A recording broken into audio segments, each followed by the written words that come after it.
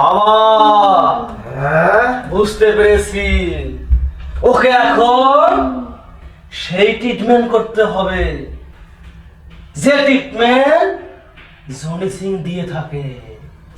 শোন, তুই কোনো টেনশন করিস না, ওই স্টাইল আমি খুব ভালো পারি, ওটাই আমি ছাড়িয়ে দেব।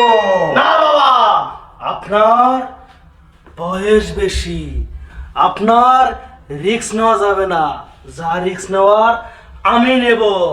এই চল আমার সাথে তোর যে কোনো ছোট রুমে চল, আয় বলছি, আয় আয়।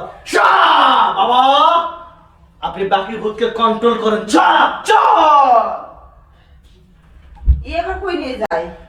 দেখো, ওকে ভূত ছাড়াতে গিয়েছে, ন্যাড়া ভূত, ন্যাড়া কালী। শোনো শোনো, তোমার মেয়ের যে ভূত আছে সেটা ছাড়িয়ে দেওয়ার পরে কিন্তু তোমার ঘাড়ে এসে বসবে। তখন তখন তুমি কি করবে? তাই তাই আমি কি বলছি শোনো, তোমার ঘাড়ে ভূত আসার আগেই আমি তোমাকে চিকিৎসা দেব। চলো। মা,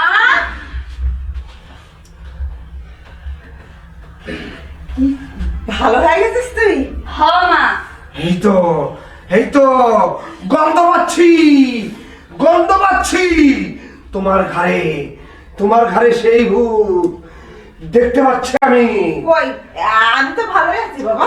ভালো নেই, শারীরিক ভাবে তুই কখনোই ভালো থাকতে পারিস না, তোর ঘাড়ে ভূত চাপিয়েছে। চল, আমি তোকে চিকিৎসা দিয়ে দেই, তখন তোর ভূত বাড়ি ছাড়া হয়ে যাবে। আরে চল চল। আমার বাবার এটা নিয়ে 97তম ভূত ছাড়া, আর আমার 65টা। বাবা তোমার দেখানো পথে আমি হাঁটতেছি। এই এখন বলো, সোনি স্টাইলে যে ভূতটা নামালাম তোমার কেমন লাগলো? অনেক ভালো। আমিও ভালো হয়ে গেছি।